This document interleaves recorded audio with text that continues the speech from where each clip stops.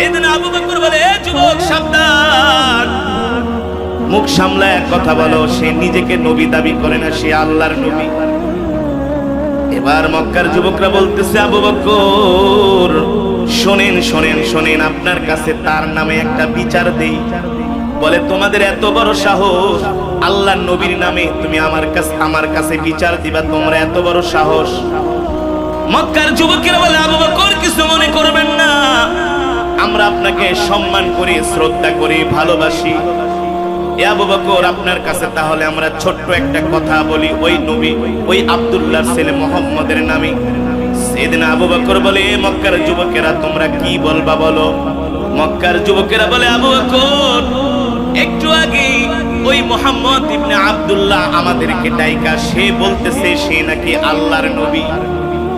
সাইয়েদনা আবু বকর বলে, মক্কার যুবকেরা, আল্লাহর পয়গম্বর কি তোমাদেরকে তার নিজ জবান দিয়ে এই কথা বলেছে সে আল্লাহর নবী?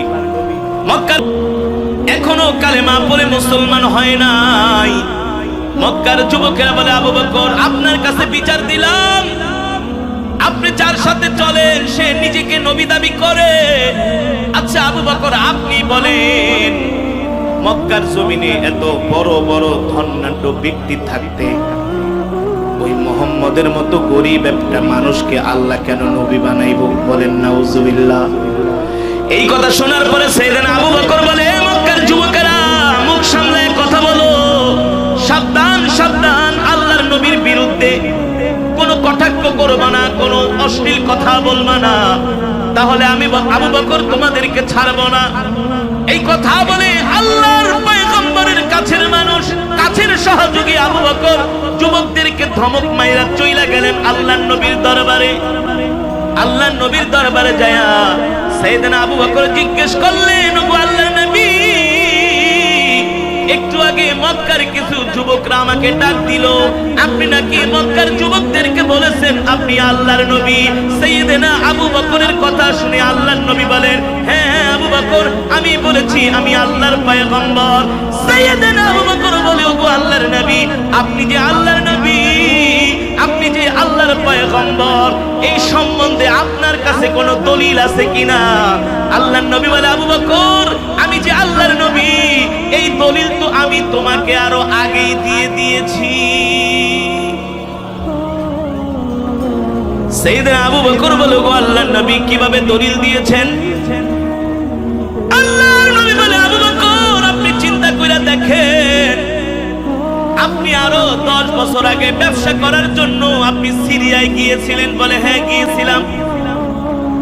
ওই সিরিয়ায় যাওয়ার পরে রাত্রবেলা আপনি কোনো স্বপ্ন দেখছেন কিনা? সাইয়েদনা আবু বকর বলে, ওগো আল্লাহর নবী আমি একটা স্বপ্ন দেখেছি। কি স্বপ্ন দেখেছেন?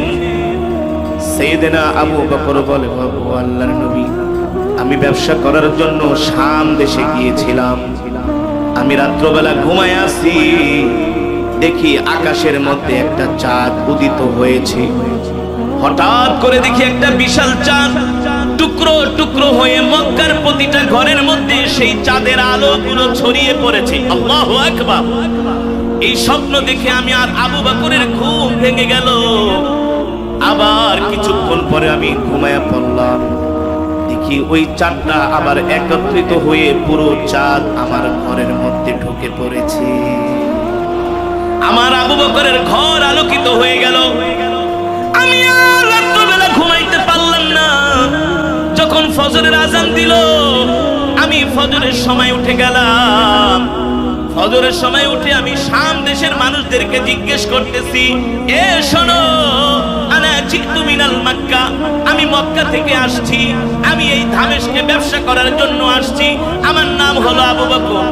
আমি আজকে রাত্রে একটা স্বপ্ন দেখেছি, তোমাদের এলাকায় কোনো বড় কোনো পাদ্রী আছে কিনা, তোমাদের ধর্মীয় কোনো গুরু আছে কিনা, যে কিনা আমার স্বপ্নের ব্যাখ্যাটা দিতে পারবে? শাম দেশের মানুষ বলে, আবু পারি না। পাদ্রী মুস্কি হেসে বলে, এ আবু বকর আপনি কি স্বপ্ন দেখেছেন বলেন? বলে, আজকে রাত্রে আমি যখন ঘুমায়াছিলাম দেখি আকাশের মধ্যে, মক্কার আকাশে বিশাল একটা শেষ জামানায় একজন নবীর আবির্ভাব ঘটবে, তার নাম হবে মুহাম্মদ ইবনে আব্দুল্লাহ। আল্লাহু আকবার। মিথ্যা নালিশ করছে যে আবু বকর আপনার নবী, নিজেকে নবী দাবি করে মুহাম্মদ ইবনে আব্দুল্লাহ। ওই যুবকরা রাস্তায় বসে আছে, 10-12 জন যুবক। সাইয়েদনা আবু বকর ওই যুবকদের কাছে যায় বললেন, এ যুবকেরা শোনো শোনো, একটু আগে না তোমরা আমার কাছে আল্লাহর নবীর নামে নালিশ করছিলা, আল্লাহর নবী সত্য নবী কিনা? এই মক্কার যুবকেরা, আমি আবু বকর সাক্ষী দিতেছি আল্লাহর নবী আল্লাহর পয়গম্বর, এর মধ্যে কোনো সন্দেহ না।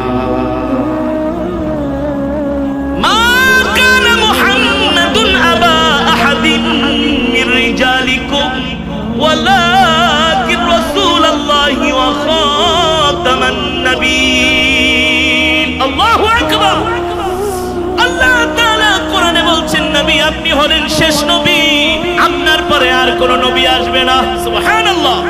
ওয়া মা আরসালনাকা ইল্লা রাহমাতাল লিল আলামিন। নবী আমি আল্লাহ আপনাকে সমগ্র বিশ্ববাসীর জন্য নবী করে পাঠিয়েছি। ইন্নাকা লাআলা খুলুকিন আযীম। নবী আপনার চরিত্র হলো সর্বশ্রেষ্ঠ চরিত্র, আপনি সর্বশ্রেষ্ঠ চরিত্রের উপরে প্রতিষ্ঠিত।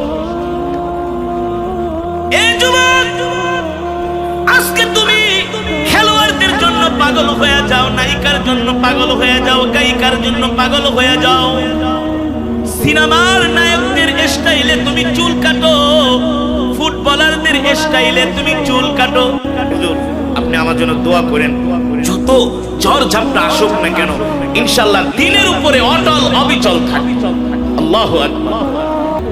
কথা সিগারেট ধরায় আনলি না কেন? আবার পাঠাইছে, যা সিগারেট ধরাইল। এখন বাচ্চা মানুষ সিগারেট ধরাইছে, অন টান না দিলে তো আগুন নিভা যাবে। আইছে দিছে থাপ্পড়, সিগারেট নিবলো কে? যা। ওহন ছোট পোলাবান কি করবো, সিগারেট নিজে ধরে হন টানতে টানতে আব্বু আব্বু আব্বু, এবার কিন্তু সিগারেট নিবে না। বাস্তব নাকি অবাস্তব? বাস্তব নাকি অবাস্তব? এই সমাজকে পরিবর্তন করতে হবে, ঠিক কিনা বলেন? আজকে আমাদের সমাজে নেশা বেড়ে গেছে, মাদক বেড়ে গেছে, ইয়াবা গাঁজা ফেন্সিডিল বেড়ে গেছে, আমাদের যুব সমাজ নষ্ট হয়ে যাচ্ছে। এই যুব সমাজদেরকে কোন পুলিশ, র্যাব, আর্মি, বিডিআর তাদেরকে ভালো করতে পারবে না।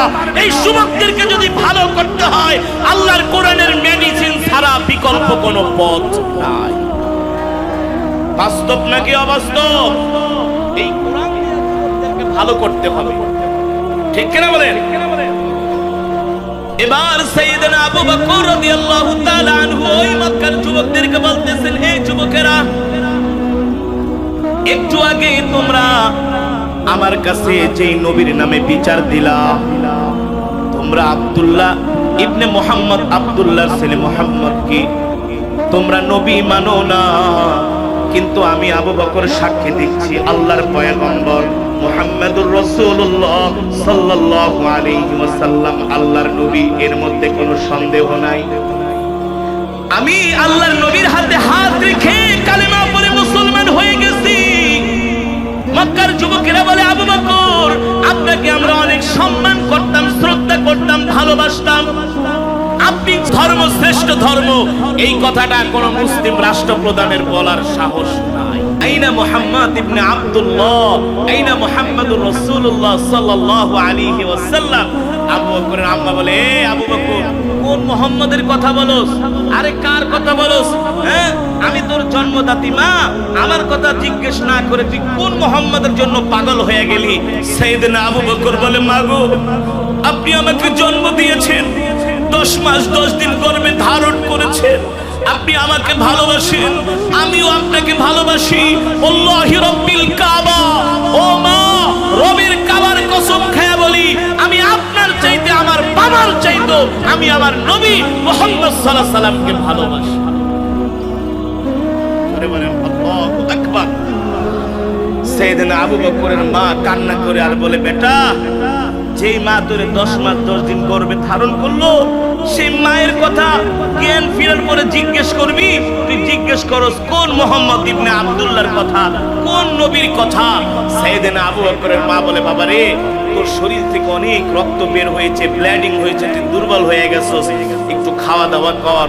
সাইয়েদনা আবু বকর বলে, মা খাওয়া দাওয়া তো দূরের কথা, এক গ্লাস পানিও খাবো না যতক্ষণ পর্যন্ত কলিজার টুকরা নবীর চেহারা দেখতে না পারবো। এই ছিল রাসূলের আশিক। সাহাবায়ে কেরাম এভাবে আল্লাহর নবীকে ভালোবাসতেন, প্রতিটা কদমে কদমে তারা আল্লাহর নবীর সুন্নাত মানতেন, ঠিক কিনা বলেন?